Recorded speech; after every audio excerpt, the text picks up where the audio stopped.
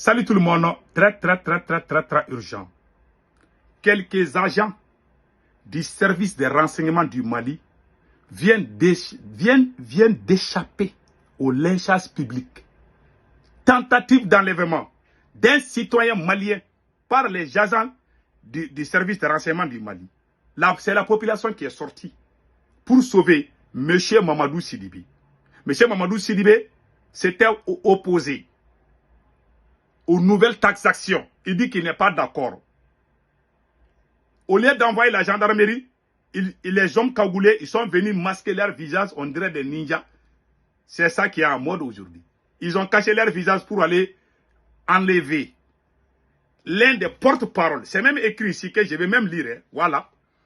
Tentative d'enlèvement à Bamako, à l'instant même. Monsieur Mamadou Sidibé, l'un des porte-paroles de Ftama, Front touche pas à mon argent, vient d'être victime d'une tentative d'enlèvement dans ses bureaux à Bamako-Croix. Heureusement pour lui, il est encore en liberté grâce à l'opposition de la population de son quartier. C'est le peuple qui est sorti. Ce peuple-là, les agents du service de renseignement du Mali, ça c'est la plus grande humiliation du siècle. Aujourd'hui, les Maliens voient les services secrets du Mali comme des terroristes. C'est la pire vérité. Ils viennent enlever les gens comme les mêmes techniques que les terroristes. Si vous voulez enlever les gens, venez et présentez vos cartes. Il faut envoyer la gendarmerie, il faut envoyer la police. Pourquoi vous masquez vos visages? Ça c'est quoi? Je vais vous montrer, j'ai la vidéo même que je vais vous montrer. J'ai la vidéo, j'ai les vocales.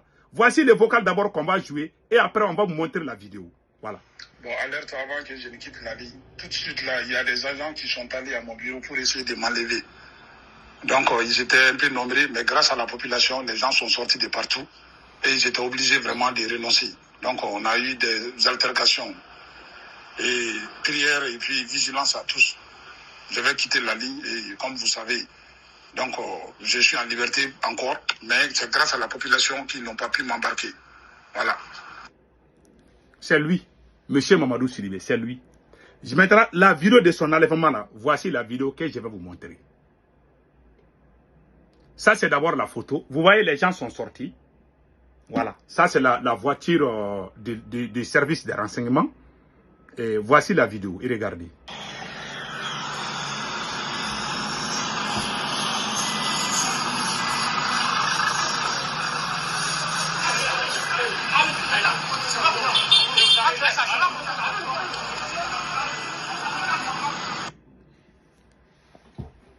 Ouais, ça c'est un acte terroriste. C'est la pure vérité. C'est la honte. Si vous ne faites pas attention, les gens vont commencer à brûler les gens qui enlèvent les gens là. Parce que les gens vous confondent avec les terroristes. Il faut envoyer la gendarmerie là. Pourquoi aller enlever les gens comme ça? On dirait des vagabonds. C'est la plus grande honte. Hein. C'est pour cela, moi je vous dis, le chef des services de renseignement du Mali, c'est monsieur que vous voyez là. C'est monsieur que vous voyez, Modibo Kone, le chef des services de renseignement du Mali. C'est lui. Un ancien voleur de bétail. Yes. C'est un ancien. Il y a des militaires vagabonds là. Il y a des bons militaires comme il y a les militaires qui étaient au fort. Il a été chassé dans une localité au centre du Mali. J'ai tous les documents avec moi. Je ne vais pas publier ça aujourd'hui. Mais les jours opportuns, je vais attendre que ces chiens supporters sortent d'abord. Et après, je vais publier. Je vous garantis. Ce monsieur est un ancien voleur. C'est lui qu'on a mis à la tête des services de renseignement du Mali. C'est la honte pour la nation malienne. Vous voyez comment le peuple est sorti? Vous voyez comment les gens sont sortis? Si vous ne faites pas attention, les agents secrets qui sortent comme les hommes cagoulés, je ne sais pas quoi là, qui essayent de kidnapper les gens. Si vous n'arrêtez pas, un jour la population malienne va commencer à les brûler, à les démasquer, à montrer même leur visage. Les Maliens vont commencer à les faire très bientôt, je vous garantis. Les gens sont en colère, les gens ont le dégoût de ces services de renseignement. Il y a la gendarmerie dans un pays sérieux. Il y a la gendarmerie au Mali. Il y a la police au Mali. Si vous voulez arrêter un citoyen malien, pourquoi ne pas envoyer la police? Envoyez-lui une convocation. Mais non. Il envoie les agents secrets. Alors qu'il y a des gens, soi-disant supporters de cette transition, qui ont fait des menaces de mort contre les paisibles citoyens. et ils n'ont pas été enlevés. Quel a été le crime de ce monsieur? Il dit que les nouvelles taxations, il dit qu'il n'est pas d'accord. Voilà ce qu'il a dit, hein. Le monsieur là, Mamadou Sidibé.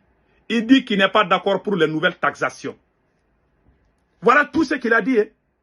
On veut l'enlever. Mais vous n'enlevez pas les gens qui ont volé des milliards dans la caisse de l'État. Vous n'enlevez pas cela. Vous êtes pire que les terreaux. Vous êtes des vagabonds, des voleurs à la tête de ces pays. Les gens ne vous croient plus. Je vous dis, les gens se révoltent. C'est la honte. Si vous êtes aimé, vous n'avez pas pu arrêter un citoyen malien. Les services de renseignement ont échoué à arrêter un citoyen malien parce que la population est sortie.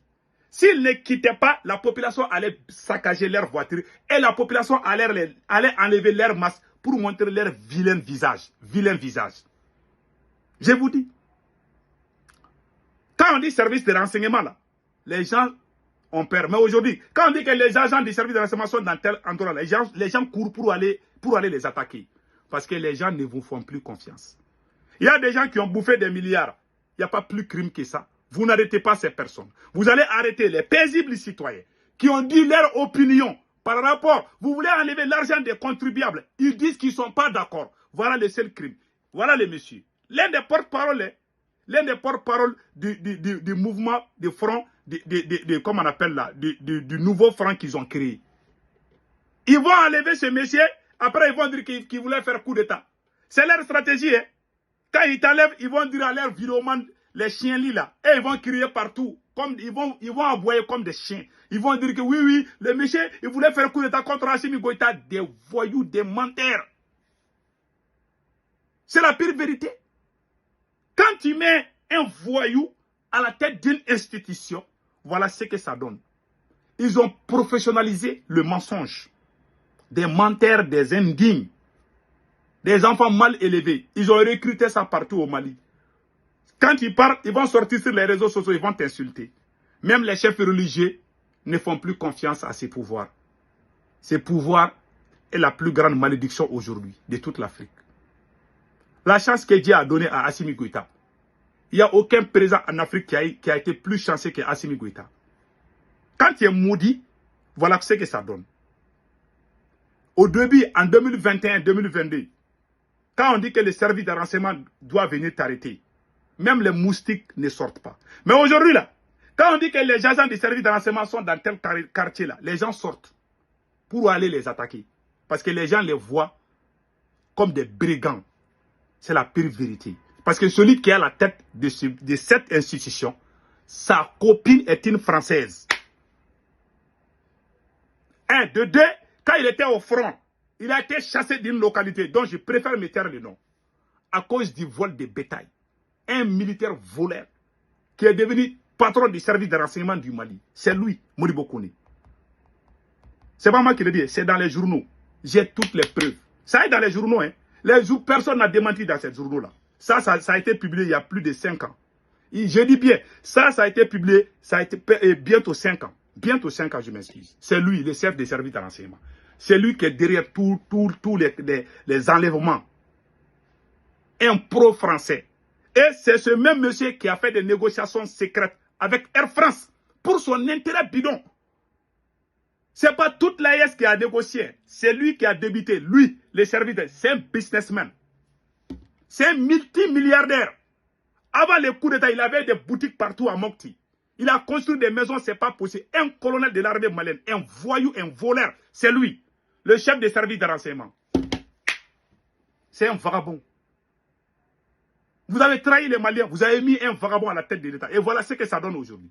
Il est en train de montrer comment, de montrer au terreau. Vous voyez comment on appelle là, monsieur Boubou Sidibé, un des leaders Peul. Il a été assassiné, non? Parce que lui, ces hommes l'avaient enlevé. Quelques jours, il a été assassiné. Et vous répétez les mêmes bêtises encore. Vous voulez aller arrêter quelqu'un dans son bureau. Pourquoi ne pas envoyer la gendarmerie? Quels sont ces genres de bêtises dans notre pays?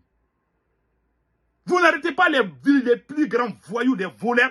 Vous vous attaquez aux paisibles citoyens. Il y a des gens qui ont bouffé 80 milliards, 60 milliards. Ils n'ont pas été arrêtés, ils n'ont pas été kidnappés. Ceux qui n'ont rien à voir avec tout ça, là, vous les enlevez, vous les torturez. Vous ne faites que torturer le peuple. Vous êtes des vrais vagabonds criminels. Et vous allez répondre de vos actes. Je vous dis, c'est un pouvoir détesté jusqu'à ce niveau. Et regardez comment le peuple est sorti. Ça, c'est une humiliation. Dans l'histoire du Mali, je n'ai jamais vu le peuple sortir contre les services de renseignement. C'est la première fois que je vois le peuple sortir pour dire non aux agents des services de renseignement. Dans l'histoire du Mali, je n'ai jamais vu ça. Même si ça s'est passé, je ne suis pas au courant. Voilà, les gens sont sortis. Ils ont sorti, ils ont empêché que le monsieur soit enlevé. Quelle honte. Que Dieu bénisse le Mali.